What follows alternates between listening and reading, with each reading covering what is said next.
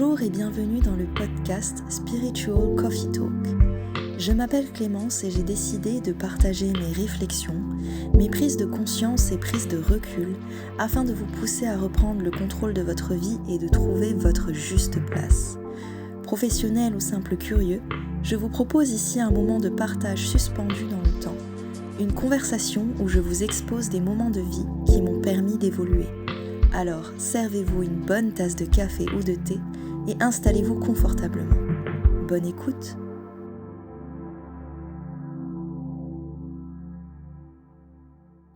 Bonjour et bienvenue dans ce tout premier numéro de podcast Spiritual Coffee Talk. Je suis ravie de pouvoir commencer ce projet avec vous. C'est quelque chose qui me tenait vraiment à cœur. J'y réfléchis depuis quelques mois, voire quelques bons mois. Et je me suis dit, ça y est, je me lance enfin. Alors, qui suis-je déjà pour commencer ? Je m'appelle Clémence. J'ai plusieurs casquettes du haut de mes 24 ans. Je suis diplômée d'une licence de psychologie avec énormément d'intérêt pour cette discipline. Plusieurs passions, notamment artistiques, musicales, et en parallèle, je suis un chemin spirituel, comme beaucoup d'entre nous aujourd'hui, parce qu'il y a un espèce d'effet de mode qu'on pourra évoquer peut-être un peu plus tard.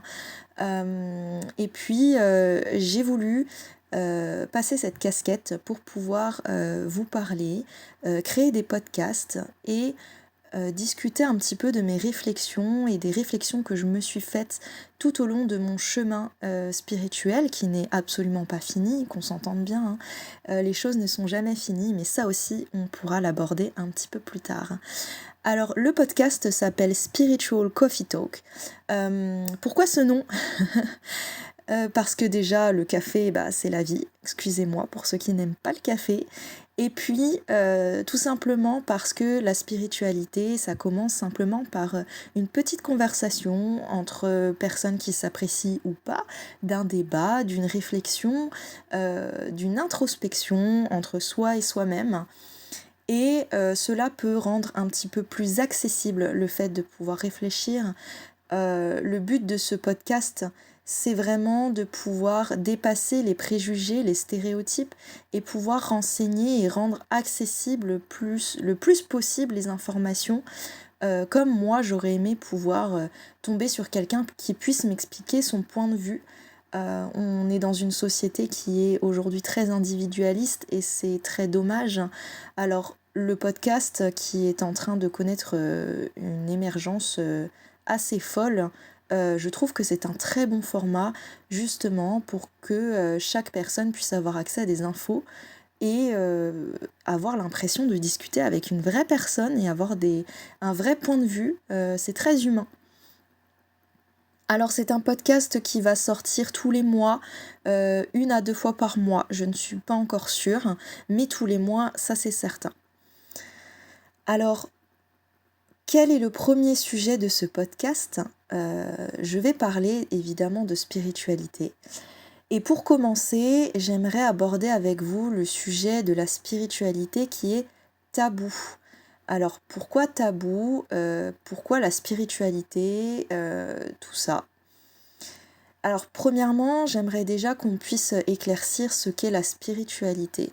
Alors il y a beaucoup d'amalgames qui sont faits également avec le développement personnel. Et le développement personnel ainsi que la spiritualité, c'est quelque chose de très similaire en fin de compte, mais qui ne se base pas forcément sur les mêmes croyances. Néanmoins, leur fonctionnement est quand même plus ou moins pareil, c'est-à-dire que dans la spiritualité ou le développement personnel, on commence à s'intéresser à ce genre de pratique par une prise de conscience, un éveil, quelque chose qui fait que tout d'un coup on découvre quelque chose, on a un électrochoc, on a une épiphanie, ça nous vient soit tout seul parce que tout d'un coup on arrive à se remettre en question, soit au cours d'une conversation on arrive à aboutir à une problématique qu'on n'arrive pas à régler, on en a marre, ou quelqu'un arrive à nous faire ouvrir les yeux. Souvent, on est quand même plutôt seul parce que c'est un chemin qui se fait seul, qui nous appartient, qui est personnel et surtout qui est intime. Et j'insiste sur le mot intime. Pourquoi intime ? Parce que c'est un chemin ou des chemins, parce que là pour le coup je vais parler des deux, de la spiritualité ou le développement personnel, c'est que souvent on a peur du regard des autres et du regard de nos proches. C'est comment dire, c'est un chemin qui est pas très connu. Disons que c'est quelque chose qui n'a pas été très connu jusque-là et qui ces dernières années commence seulement à avoir un intérêt aux yeux de tout le monde. Aujourd'hui, on commence à vouloir prendre soin de soi, à vouloir prendre soin de nos proches, mais pas jusqu'à se sacrifier soi-même et à venir vivre mal notre vie et mettre à mal nos besoins et nos envies, nos désirs, pour faire plaisir aux autres. Donc c'est en ça que aujourd'hui la spiritualité, le développement personnel connaît un regain d'intérêt plutôt important. Alors après, il y a beaucoup de gens qui peuvent ne pas comprendre parce que la spiritualité, on a l'impression que on parle d'illumination, de complot, d'imagination, de choses pas très concrètes, de rêveurs un peu utopistes. Alors du coup, comme c'est un chemin qui est censé se faire seul et qui est très intime finalement, parce que c'est ce mot-là qui est important, on peut avoir honte. Alors qu'est-ce qui donne honte d'être sur un chemin qui est censé nous faire du bien et être consacré à notre propre bien-être, parce que cela peut sembler égoïste. Et comme je vous disais, la spiritualité, ça a quelque chose de très oh, le monde des bisounours, tout est beau, tout est rose, c'est l'imaginaire, c'est le rêve. Alors que pas du tout. Sachez que la spiritualité, c'est un chemin qui déjà, donc comme je vous ai dit, commence par une prise de conscience. Et les prises de conscience, ça veut dire se remettre en question. Et ça, c'est une chose qui est extrêmement difficile à faire et qui n'est pas donnée à tout le monde. La remise en question, c'est réussir à mettre son ego de côté et reconnaître qu'on peut avoir mal fait, mal agi, fait du tort à quelqu'un, etc., etc. Et ça, ce n'est pas facile. Donc c'est très éprouvant comme chemin. On traverse des douleurs, des blocages, des schémas familiaux qui sont peut-être toxiques et peut-être pas. On traverse plein de blessures, de souvenirs qu'on avait peut-être oubliés, de choses qu'on avait envie de remettre sous le tapis, qu'on n'avait pas envie de travailler parce que c'est plus facile comme ça. Donc non, ce n'est pas quelque chose de facile. Et comme la spiritualité a une image très faussée auprès de la majorité des gens, eh bien il y a un paradoxe, pas un paradoxe, il y a une fracture qui se fait entre l'image du bien-être qu'on a envie de se donner et l'image qu'en ont nos proches. Donc soit cela peut paraître comme quelque chose d'égoïste, et si on a toujours été quelqu'un volontaire pour aider autrui, qui disait oui à tout même si c'était pas ce qu'on avait envie, du jour au lendemain de changer de comportement et vouloir poser ses limites, il y a beaucoup de gens qui comprennent pas autour parce qu'ils ont été habitués à autre chose. Mais aussi, comme c'est le monde des bisounours, etc., dans les yeux de certaines personnes, ce n'est pas pris au sérieux. Donc il faut réussir à pouvoir se renseigner et dans ces cas-là, on a l'impression de devoir prouver, et c'est fort, prouver aux autres que ce n'est pas quelque chose de mauvais et que c'est quelque chose de sérieux et qu'on fait pas ça au détriment des priorités et des responsabilités qu'on possède dans la vie. C'est un chemin, la spiritualité, donc qui commence par une prise de conscience, mais qui du coup, avec tout ce contexte-là, de peur, de honte, etc., commence aussi par le dépassement justement de nos peurs.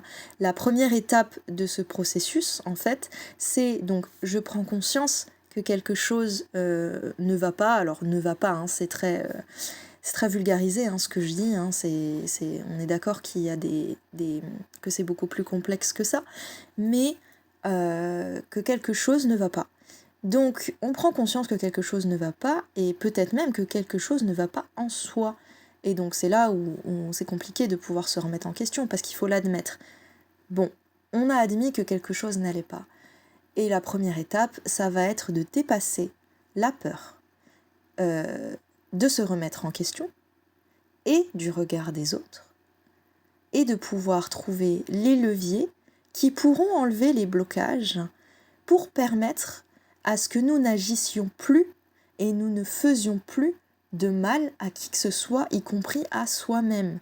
Parce que là est le plus important, la spiritualité, dans la spiritualité, on se rend compte souvent que la victime dans tout ça, c'est nous-mêmes. Et que le bourreau aussi, c'est nous-mêmes. Attention, que nous sommes nos propres bourreaux.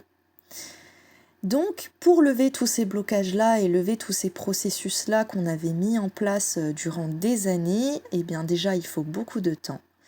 Et puis, il faut laisser place au naturel. Et pour faire ça, c'est pas très facile, hein, qu'on soit bien d'accord. C'est pas simple du tout. Parce que on a construit des barrières et des barrières et des barrières. C'est comme si on construisait une maison sur des fondations qui n'étaient pas saines et qu'on se disait c'est pas grave, on va renforcer de tel côté et tel côté, on n'a pas besoin de tout changer et de refaire les fondations parce que si on compense de l'autre côté, bah ça ira forcément. Et du coup on a construit tous les murs autour et la maison est déjà faite. Alors nous sommes une maison et on s'est construit. Et forcément, quand on voit qu'il y a quelque chose qui va pas, on n'a pas envie de tout détruire pour tout reconstruire parce que ça prend du temps, parce que ça coûte, ça peut coûter cher et c'est pas facile, ça demande beaucoup de patience. Pourtant, c'est ce qu'il faut faire. Il en va de même pour les émotions, parce que tout est une question quelque part d'émotion.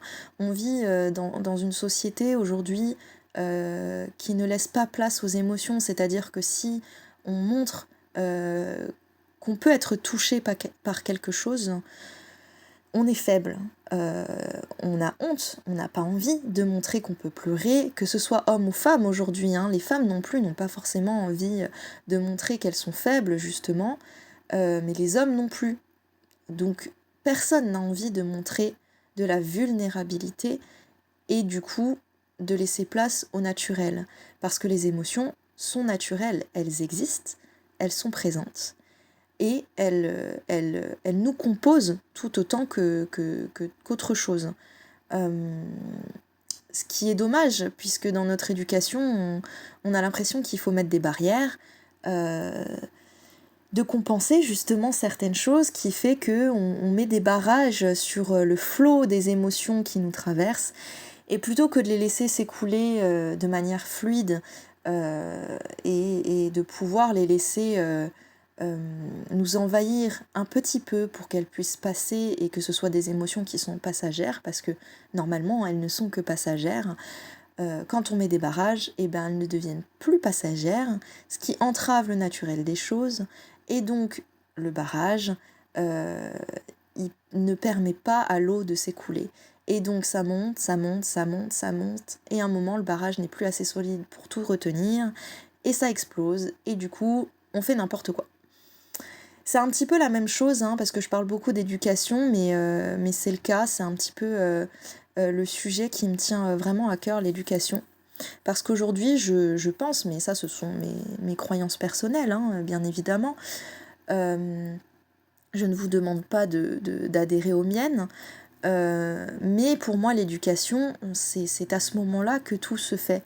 C'est-à-dire que si on ne permet pas à un enfant d'exprimer ce qu'il ressent, il va se construire, il va construire sa maison sur « je ne dois pas exprimer ce que je ressens ».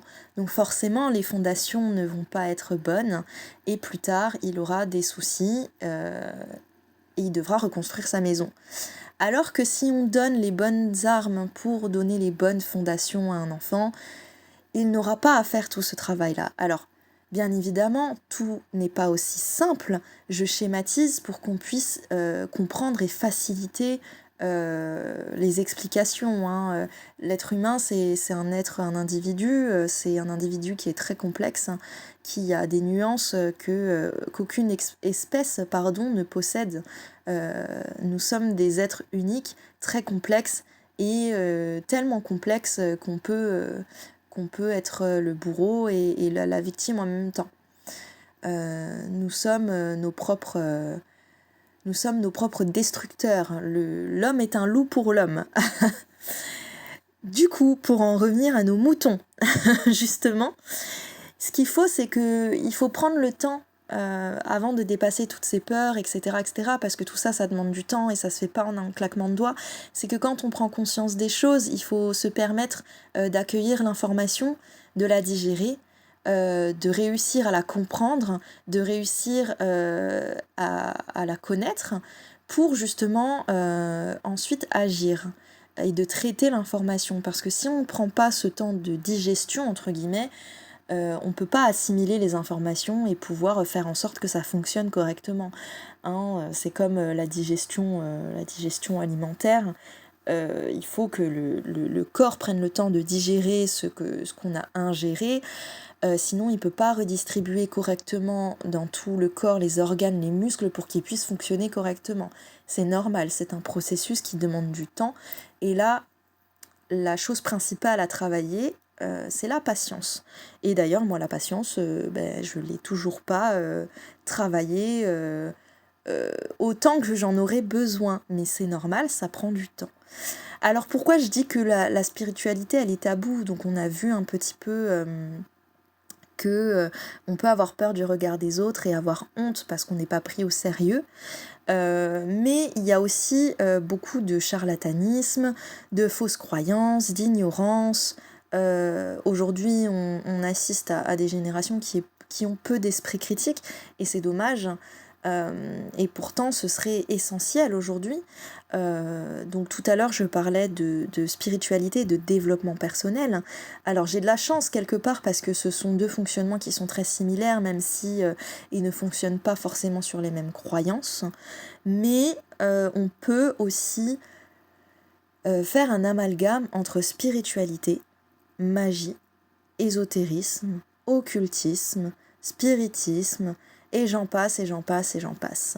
Alors justement, le but du podcast, c'est aussi de pouvoir renseigner les gens et vous donner une piste de réflexion pour ensuite pouvoir, de votre côté, approfondir les choses si ça vous intéresse, pour réussir à comprendre et de croiser vos sources, parce que c'est le plus important quand même. Je ne suis pas la science infuse, je vous parle là de mon expérience et de ce que moi j'ai pu apprendre et comprendre. Et peut-être qu'un jour, je reviendrai sur ce que j'ai pu vous dire dans ce podcast-là. Donc, je disais qu'on mélangeait un petit peu tout ce qui était spiritualité, magie, ésotérisme, etc.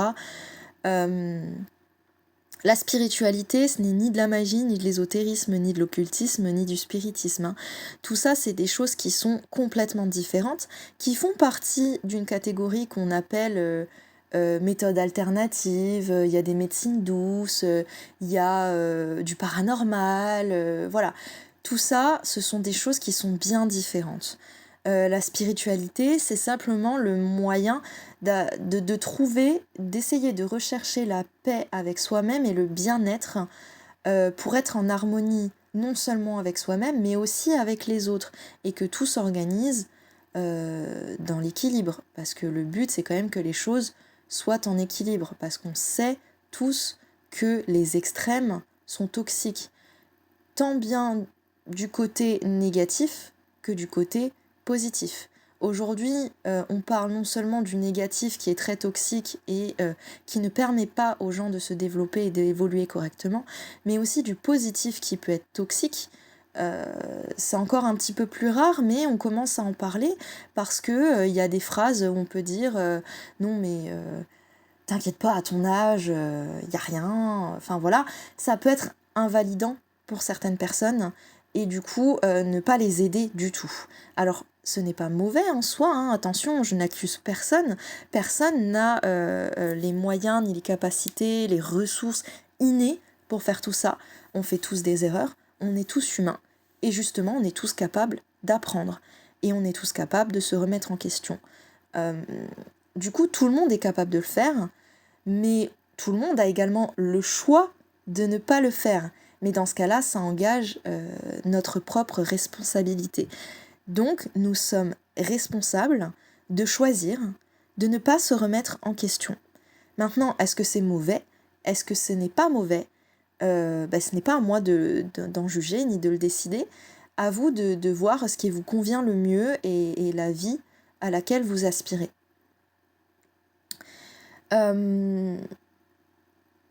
J'aimerais vous parler aussi du coup du fait que la meilleure chose pour soi, c'est être soi, tout simplement. Je vais m'expliquer un petit peu quand je vous dis que le mieux c'est de voir ce qui est le plus adapté à soi, parce que si vous choisissez de ne pas être de telle manière alors que c'est la manière appréciée par tout le monde, peut-être que c'est la manière qui ne vous correspond pas. Peu importe qu'elle soit vue comme très bien ou très mauvaise.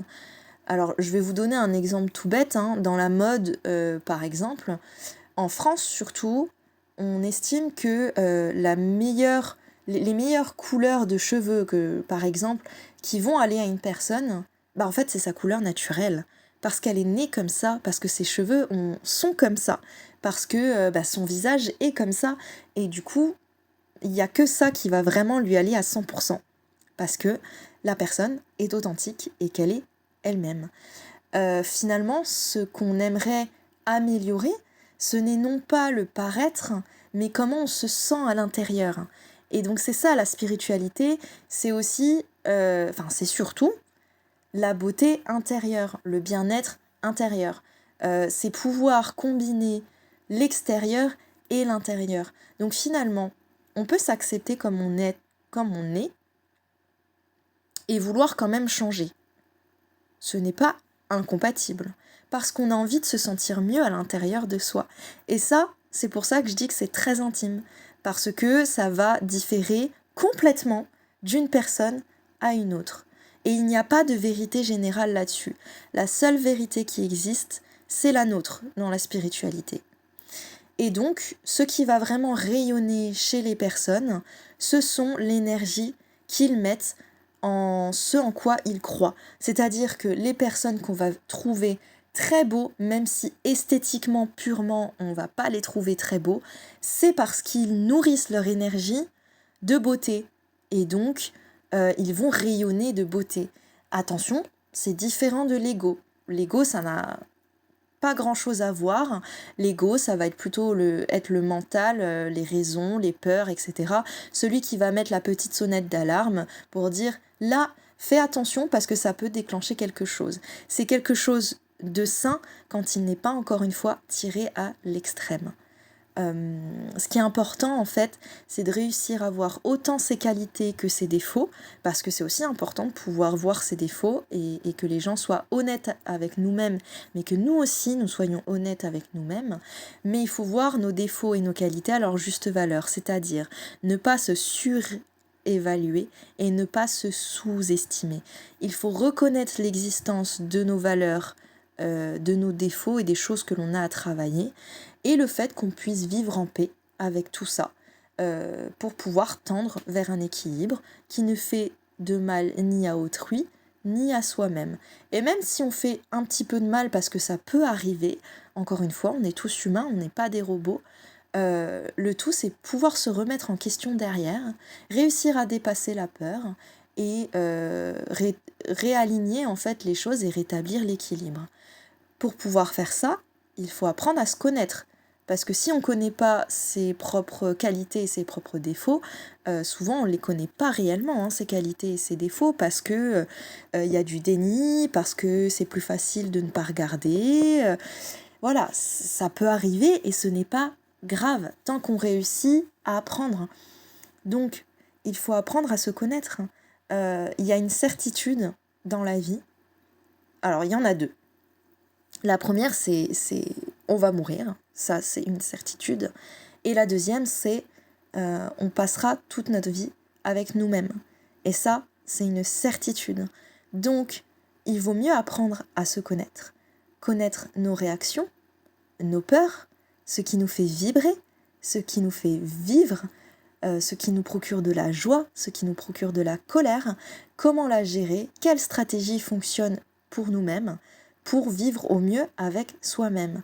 Parce qu'on a l'impression que ça paraît logique quand on vit avec autrui, quand on s'installe avec notre partenaire, quand on veut vivre en colocation. On se pose la question de est-ce que ça va marcher avec cette personne? Est-ce que je vais réussir à vivre avec elle? Est-ce que on va réussir à se gérer l'un et l'autre?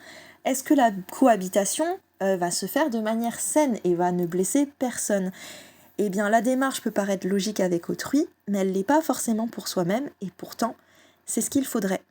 Il faut s'appliquer, il faut se demander et se poser ces questions pour soi aussi. On ne naît pas en se connaissant, hein. On apprend à se connaître au fur et à mesure de nos expériences. C'est ce qui fait que on peut apporter du vécu, c'est ce qui fait que on acquiert de la sagesse. Euh, donc c'est très très important. On s'évite le plus possible de stress, d'ennui, on veut tendre vers le bon vivre, le bonheur, c'est plus facile pour s'adapter. Il faut comprendre ce qui nous fait du bien autant que ce qui nous fait du mal. Alors ça, et c'est aussi pour ça que l'éducation, ça me tient à cœur, c'est parce que les parents doivent nous guider là-dedans. S'ils nous guident pas, ben on est un petit peu perdu dans tout ça, hein. Encore une fois, quand on est enfant, on ne connaît rien de la vie. Rien du tout. On démarre de zéro. Ce n'est que de l'apprentissage. Donc c'est hyper important de pouvoir apprendre à se connaître, hein. Encore une fois, on ne peut pas prévoir comment on peut réagir face à une situation où on est menacé de mort, par exemple, hein. Est-ce qu'on sera plutôt paralysé? Est-ce qu'on sera plutôt la personne qui va garder son sang-froid? Moi, personnellement, je ne sais pas. Je n'ai jamais été confrontée à ce genre de situation. Je ne sais pas comment je pourrais réagir. Et du coup, c'est en ce sens où je dis qu'il est important d'apprendre à se connaître, parce que finalement, on ne se connaît pas. Donc tout ça, ça nous fait tirer des leçons de vie. On ressent ce qui nous fait du bien, du mal.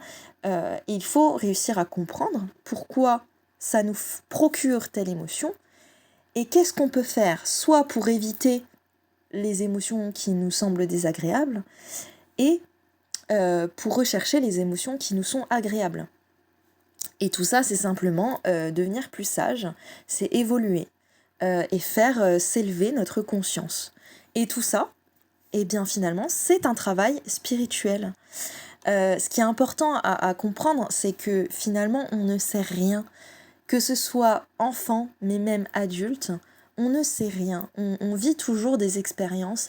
Et c'est pour ça que y a des personnes qui sont d'un naturel très très curieux dans la vie et qui vont chercher ces expériences-là, qui vont chercher l'aventure, qui vont chercher à comprendre, qui vont chercher à se confronter.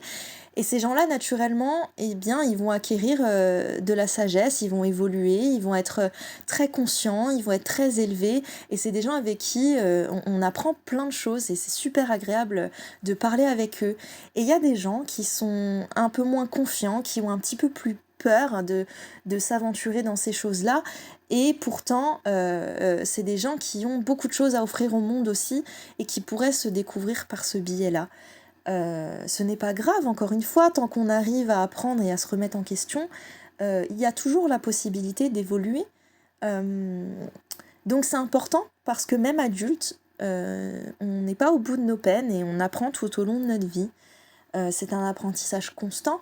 Il ne faut pas avoir peur de dire qu'on ne sait pas, justement pour apprendre. Il faut dépasser la peur du jugement. Et encore une fois, ça c'est la première étape dont je vous parlais tout à l'heure en spiritualité, c'est la prise de conscience et dépasser la peur. En fin de compte, on se rend compte que tout au long de la vie, tout est un apprentissage et tout est un cycle. On découvre quelque chose, on en prend conscience, on se remet en question parce que parfois ça peut venir questionner tous les acquis et tous les repères qu'on a pu mettre en place depuis un long moment. Et puis du coup ça fait peur parce qu'on connaît pas et donc on doit dépasser cette peur. Et tout ça c'est un cycle parce que finalement on dépasse la peur, on apprend des choses, on arrive à s'adapter, on se sent bien et puis tout d'un coup il y a quelque chose qui revient bousculer toutes nos croyances, nos repères, notre confort, etc., etc. Et tout ça, c'est un cycle, et c'est un cycle perpétuel. Il n'y a pas de raison pour laquelle c'est un cycle. Ce sont nos capacités d'adaptation qui sont comme ça. C'est pour ça qu'on a réussi à survivre, l'être humain, c'est parce qu'il a été capable de s'adapter. Et c'est pour ça que c'est important aussi d'exploiter ce potentiel qui est naturellement chez les êtres humains. Et tout ce qui est naturel est forcément bon. Forcément. Quand je dis bon, je parle pas de bon ou de mauvais, mais bénéfique pour soi. Parce que parfois on a l'impression que même si c'est bon et c'est ce dont on a besoin, c'est mauvais pour nous. Ça, c'est encore un autre sujet. Mais dans l'univers, dans la loi naturelle des choses, tout est un cycle, hein. La vie recommence, les saisons, enfin tout est un cycle. Et donc pouvoir suivre ce flow-là, c'est tout à fait naturel, c'est normal, et ça fait partie de la spiritualité. Finalement, cette spiritualité, c'est un moyen de perfectionner les capacités d'adaptation naturelles et innées de l'humain, hein, c'est ce que je disais. C'est notre potentiel qu'on arrive à exploiter de manière saine. Alors ça peut être dans des domaines complètement différents, hein, parce que je parle de spiritualité depuis tout à l'heure, on peut se dire ouais d'accord, elle est bien marrante celle-là, mais comment je fais, hein, parce que c'est bien de me dire bon je me confronte à quelque chose, j'ai peur, ouloulou, mais maintenant comment je fais. C'est vrai, hein, c'est une vraie question. Alors, ça dépend de vos affects. Encore une fois, comme c'est quelque chose de très intime et de très personnel, ça va dépendre de nos centres d'intérêt. Il y a des personnes qui vont être très terre à terre et qui vont préférer évoluer dans des milieux qui sont plutôt scientifiques. Et il y a d'autres personnes qui vont être plutôt dans l'aide à la personne, les soins, les infirmiers, dans les maisons de retraite. Dans le social, il y a des personnes qui vont être dans l'humanitaire, d'autres qui vont être très artistiques, dans la musique, dans la création, dans la peinture. En fait, il n'y a pas qu'une seule façon de faire. Il y a autant de façons de faire qu'il existe d'individus sur cette planète. Il faut trouver ce qui vous fait vibrer, ce qui réussit à vous faire vous élever, à évoluer, parce que ça vous parle, parce que ça vous passionne, parce que c'est quelque chose qui est naturel pour vous. Donc si vous aimez faire de l'art, produire de l'art, et que ça vous permet de réfléchir et ça vous apprend des choses sur vous-même et sur la vie, parce que ça vous permet aussi de vous exprimer, faites-le. Si votre dada, c'est plutôt aider les autres, être dans le soin, et que vous trouvez des leçons de vie là-dedans, faites-le. Par contre, jamais au détriment de vous-même. Encore une fois, on parle toujours d'équilibre. Donc, la leçon à tirer de tout ça, c'est que il ne faut pas avoir peur. Alors, c'est facile à dire, mais la peur, alors déjà, c'est un très bon indicateur, hein, parce que je dis il ne faut pas avoir peur. Si, il faut avoir peur, parce que la peur, c'est un indicateur que justement, il y a quelque chose à travailler. Soit dans la survie, la peur, c'est quelque chose justement qui peut nous permettre de survivre, parce qu'il y a danger, et la peur est là pour nous dire là, il y a danger, donc fais quelque chose rapidement, parce que sinon, ça va pas aller. Déjà, premièrement, et puis la peur, quand on a peur de l'inconnu, peur de choses qui sont moins dans la survie, c'est justement pour nous dire, tiens, là, il y a quelque chose qui se passe en toi que tu dois découvrir, une problématique que tu dois venir travailler, parce que sans ça, effectivement, attention, ça va aller de pire en pire. Et naturellement, dans toute chose, dans tout être vivant et dans tout fonctionnement dans l'univers, tout nous pousse à aller de l'avant, hein, dans la vie, dans l'avancement, dans le mouvement. Donc forcément, naturellement, la peur va venir nous titiller et nous dire « Là, il faut que tu te remettes en mouvement. » Ça bouscule soi-même, déjà, et puis ça bouscule les autres. Mais dans ce cas-là, il faut leur laisser aussi le choix de comprendre et de creuser. C'est aussi pour ça hein, que je vous dis bien que tout ça, ce sont mes propres croyances, le fruit de mes réflexions, et peut-être que vous avez, vous, des choses sur lesquelles vous n'êtes pas d'accord, et c'est complètement ok, et au contraire, moi je vous invite à chercher par vous-même, à essayer de comprendre par vous-même, si ça suscite quelque chose en vous, hein, tout mon blablatage, tant mieux. Et puis j'espère que ça pourra vous laisser l'occasion d'apprendre à vous connaître, de vous comprendre, d'apprendre à être responsable. Et quand je parle de responsabilité, c'est aussi d'être maître de votre propre vie, parce qu'à partir du moment où vous sentez que vous êtes responsable, c'est là où vous faites les choix, vos choix dans toute votre vie, en toute conscience, et que du coup c'est vous qui contrôlez votre vie, vous ne subissez plus ce qui se passe autour de vous. Alors bien évidemment qu'il y a un pourcentage de choses qu'on ne peut pas contrôler, ça c'est normal et il y en aura toujours. Encore une fois, c'est une question d'équilibre, on ne donne pas le plein contrôle et encore moins à l'être humain. Euh, mais c'est important de pouvoir comprendre qu'on est responsable de nos propres choix, qu'on est au moins à 50% responsable de tout ce qui arrive dans notre vie. Bien évidemment, tout ça avec beaucoup de bienveillance, sans jugement, parce qu'on est tous passés par des moments difficiles. Personne n'est au même stade de sa vie, et peut-être que ça peut être beaucoup plus compliqué pour certaines personnes qui n'ont pas forcément eu toutes les ressources dont ils avaient besoin quand ils étaient plus jeunes, qu'on n'a pas tous le même rythme, et c'est important de respecter tout ça. Donc voilà pour ce tout premier podcast sur la spiritualité. J'avais besoin de vous parler déjà de la spiritualité, ce que c'était, ce que ça pouvait impliquer, ce que ce n'était pas, pour pouvoir introduire un petit peu tous ces sujets qui me passionnent, que je pratique au quotidien.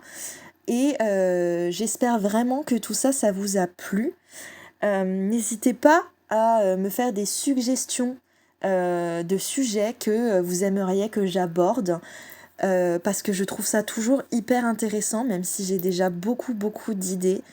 N'hésitez pas aussi à me dire ce qui vous a plu et ce qui vous a déplu de manière constructive. On est toujours dans le respect et la bienveillance. C'est un tout premier numéro, pardon. Je suis ravie de pouvoir faire ça. Si j'ai des retours de votre part, j'en serai d'autant plus ravie. Alors sur ce, j'espère ne pas vous en avoir mis trop dans la tête. Si c'est le cas, écoutez, c'est pas grave, prenez un temps de repos, finissez bien votre petite boisson chaude et puis je vous dis à bientôt pour un prochain numéro.